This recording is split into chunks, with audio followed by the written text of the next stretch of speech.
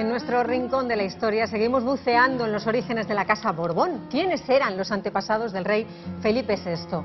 Ya hablamos la semana pasada de Felipe V, el primer rey Borbón en España, y hoy queremos conocer más de su segunda mujer, Isabel de Farnesio, y nos ayuda nuestra historiadora con arte, que es Bárbara Rosillo. Muy buenas tardes. Buenos días. Buenos días, mejor. Buenos días. Isabel de Farnesio, Bárbara, qué mujer, de armas tomar, ¿eh? De armas tomar. Dominaba la corte perfectamente. Sí, absolutamente. Ambiciosa. Desmedida ambición, sí, exactamente. Sí, cuéntanos, sí. Isabel de Farnesio fue una noble italiana que nació en Parma a finales del siglo XVII. Su abuelo fue el duque de Parma y era una gran noble italiana, pero en principio no estaba destinada a tener un papel tan importante en la historia de Europa. Se llamaban la parmesana, claro, porque sí, despectivamente en España le llamaban la parmesana. ¿Y cómo es que Felipe V decide casarse otra vez cuando él ya tenía asegurada su descendencia con la primera mujer?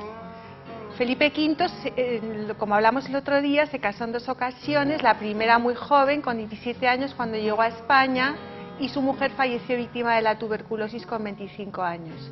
Estaban muy unidos y formaban un matrimonio muy bien avenido, que tuvo 4 hijos varones, aunque 2 fallecieron siendo muy niños. Entonces, por lo tanto, tenía 2 hijos varones.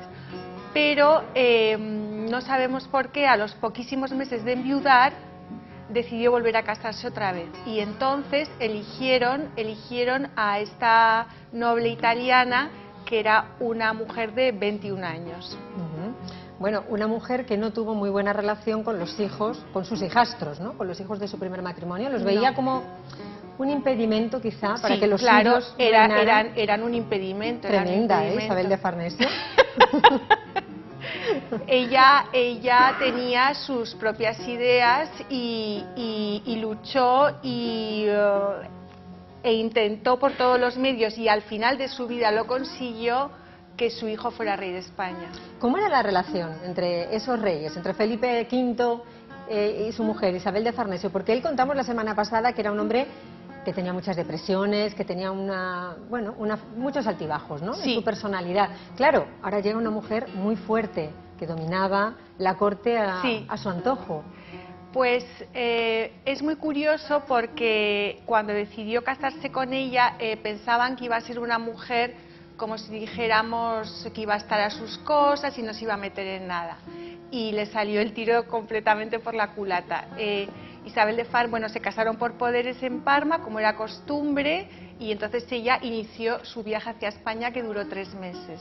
Cuando ya llegó a la península, el rey estaba en Guadalajara, y decidieron que la princesa de los Ursinos, que había sido la camarera mayor de la reina y era una mujer con un gran poder en la corte, fuera a recibirla a Jadraque, que es un castillo medieval que todavía se conserva en la provincia de Guadalajara.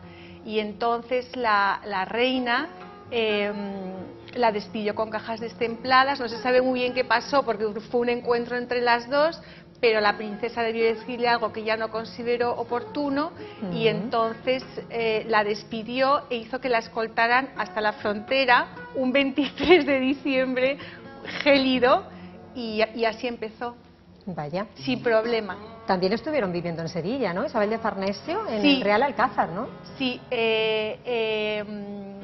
Unos años más tarde, Fernando VI era el príncipe de Asturias, y entonces se decidió su matrimonio con Bárbara de Braganza, que era hija del rey de Portugal. Entonces, después fueron a Badajoz para que se contrajera el matrimonio, y después, en vez de volver a Madrid a la corte, decidieron venir a Sevilla y residir en el Alcázar, donde residieron casi 5 años. Le debió gustar a Isabel de Farnesio la ciudad, ¿eh? Mucho. Porque si no se hubiera ido al día siguiente. Mucho. Les gustó muchísimo, y en realidad no se sabe muy bien, porque este es un episodio poco conocido, porque la corte se trasladó a vivir a Sevilla, porque claro, ellos venían con cientos de personas, no era solo la familia nuclear.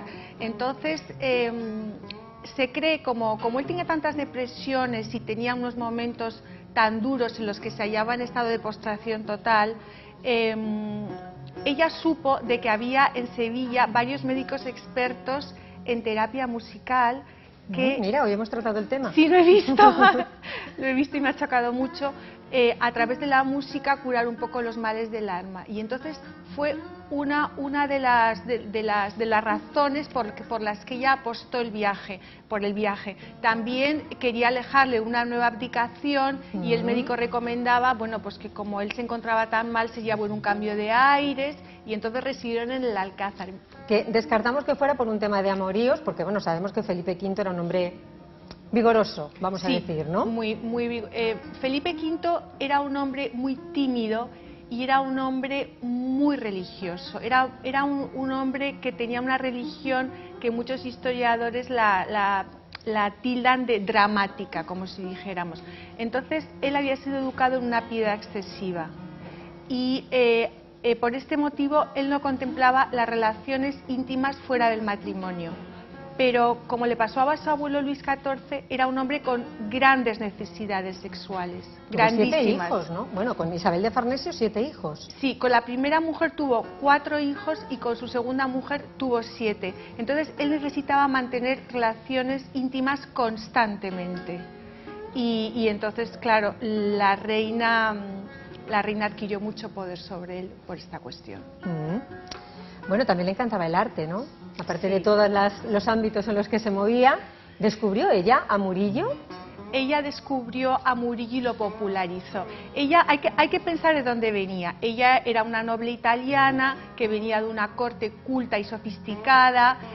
Un antepasado suyo en el siglo XVII había hecho una gran pinacoteca en Parma con 300 y pico cuadros de los mejores artistas. Entonces ella era una persona que había aprendido a pintar, había aprendido música, tocaba el clave, había aprendido latín, francés, alemán, que era su idioma materno, por supuesto el italiano y el castellano que aprendió en España. Entonces era una mujer bastante preparada. Y como una buena reina, una buena princesa, gustaban del arte porque era un medio de propaganda, evidentemente. Claro. Entonces ella tuvo suerte porque tuvo varias herencias, la de su tía, que fue la mujer de Carlos II de España, que era tía suya carnal, la del duque de Parma porque fue su heredera, y luego ella fue comprando. Y hay muchos cuadros que siguen hoy en el Museo del Prado, que fueron adquiridos precisamente por Isabel de Farnesio. Cuando ella llegó a Sevilla, descubrió a Murillo y quedó fascinada por los temas de Murillo, que eran muy del gusto del siglo XVIII, de la sensibilidad rococó. Entonces ella compró varios cuadros religiosos y siempre estaba a la búsqueda. Unos años más tarde, el presidente del Consejo de Castilla, que era el cardenal Molina, falleció y él tenía varios Murillo que también compró. Entonces allí ella compró un cuadro muy famoso que se llama La Sagrada Familia del Pajarito, que está en el Museo del Prado, y siempre se llevaba el cuadro con ella fuera donde fuera. Bueno, es una característica. Fue su pintura también favorita. Luego también ella compraron la colección de escultura de Cristina de Suecia, la reina Cristina de Suecia, que también está en el Museo del Prado. Y otra cosa que le gustaba muchísimo fueron los abanicos.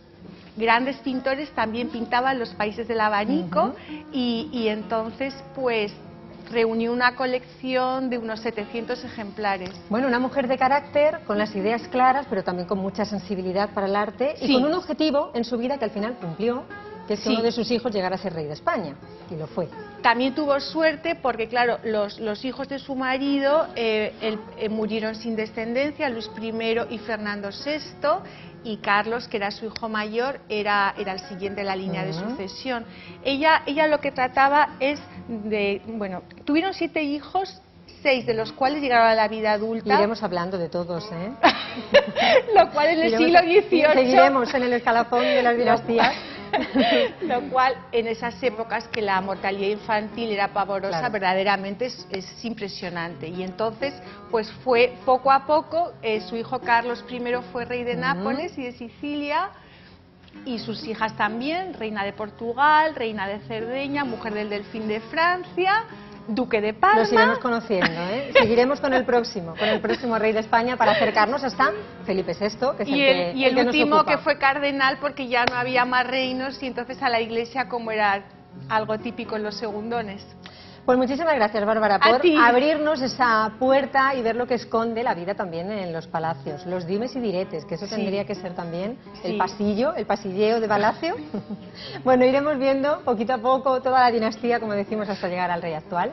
Ya saben que pueden consultar todo lo que Bárbara escribe, que es mucho, en su blog, Arte y demás historias. Siempre sí, además muy interesante. he hablado sobre ella en mi último artículo. Bueno, y ahora lo